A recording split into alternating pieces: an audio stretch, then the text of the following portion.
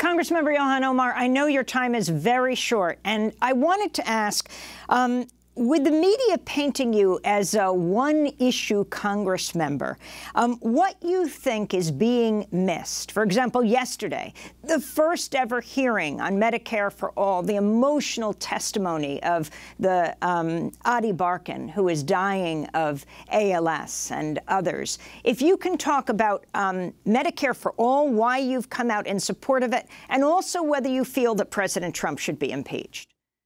Yeah.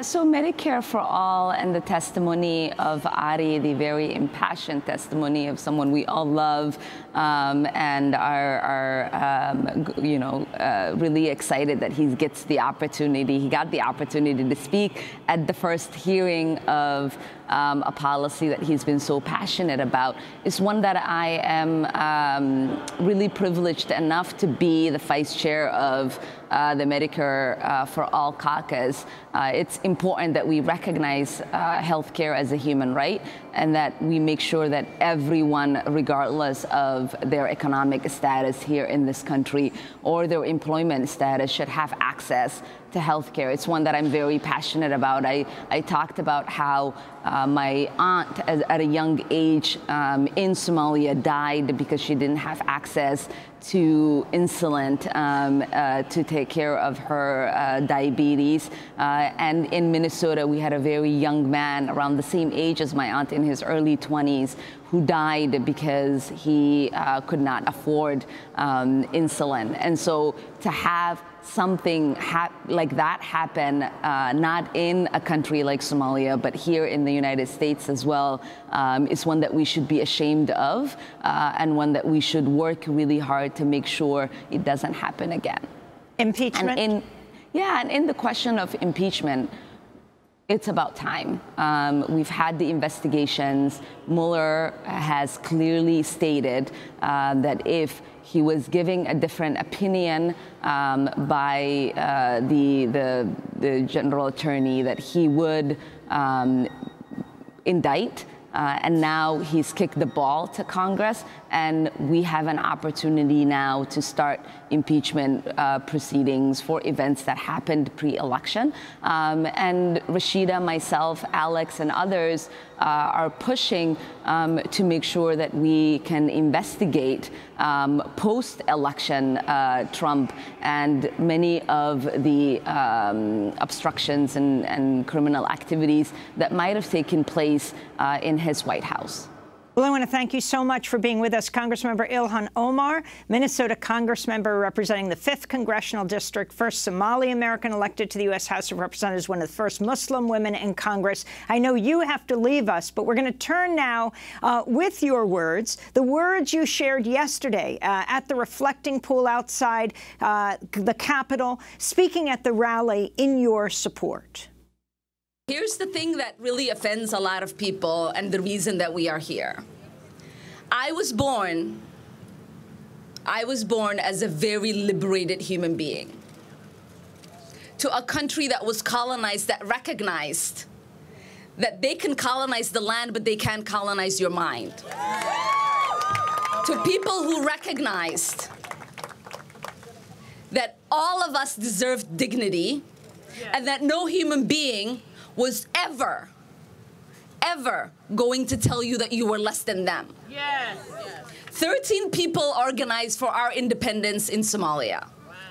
So I was born in that breath of recognizing that they might be more powerful than you are, that they might have more technology than you have. Yeah. They might think that they are wiser than you. They might control all of the institutions. But you control your mind, and that is what sets you free. That's right. So a sister of mine on TV said, the thing that upsets the occupant of the White House, his goons in the Republican Party, many of our colleagues in the Democratic Party,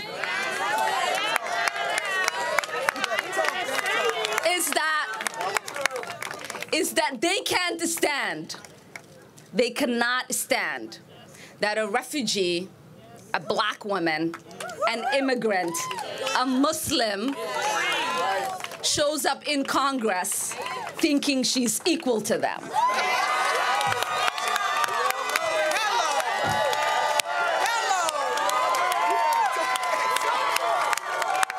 But I say to them, how else did you expect me to show up?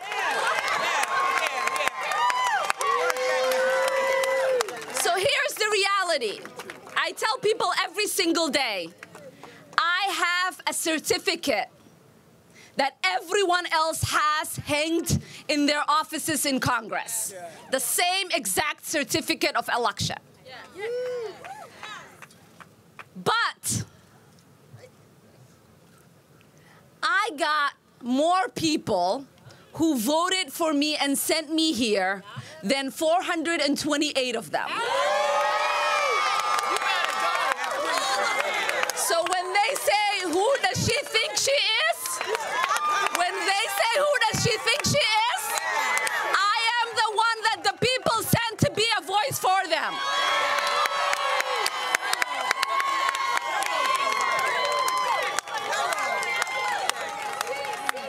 So we have to always recognize that one marginalized voice represents many marginalized voices. But I don't only represent one marginalized voice. Because in this country, being black is enough of being marginalized. But I also happen to be a woman. That's a second marginalization. I happen to be a Muslim. And I also happen to be a refugee and an immigrant from what they call one of the whole countries. The reality is that the whole country raised a very proud, dignified person. Our circumstances might not always be perfect, but that doesn't lessen our humanity. And I am not in the business of defending mine. So when this occupant of the White House chooses to attack me, we know that that attack isn't for Ilhan. That attack is the continuation of the attacks that he's leveled against women, against people of color, against immigrants, against refugees, and certainly against Muslims. And we are collectively saying,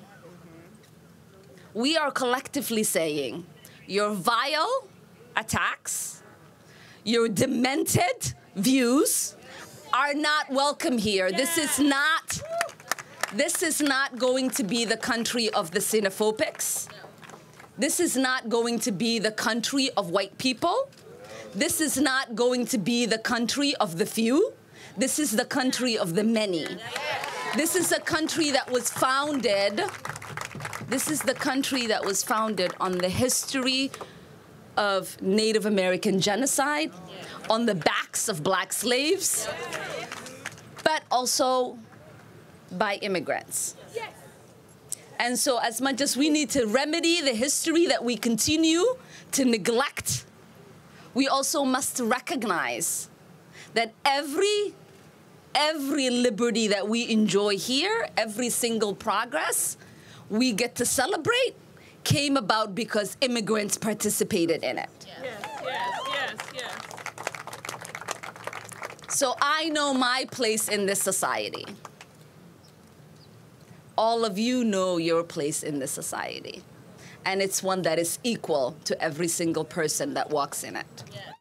Minnesota Congressmember Ilhan Omar speaking in front of the Capitol at a protest in her defense organized by black women leaders.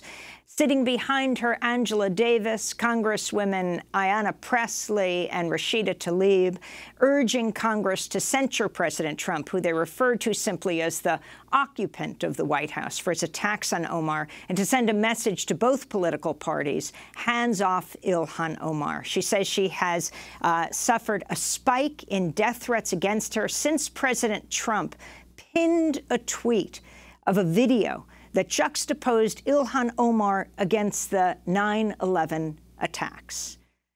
This does it for our show. Democracy Now! Has a media job opening for a paid full-time digital fellowship here in New York City. We also are accepting applications for paid 6-month internships. Learn more at democracynow.org. Democracy Now! Is produced by Mike Burke, Dina Guzder, Nermeen Sheikh, Carla Wills, Tammy Warrenoff, Sam Alkoff, Dennis Moynihan, John Hamilton, Robbie Karen, Hani Massoud, Trina Nadura, Tay Marie Astudio, and Libby Rainey. Mike DeFilippo and Miguel Noguera are engineers. I'm Amy Goodman. Thanks for joining.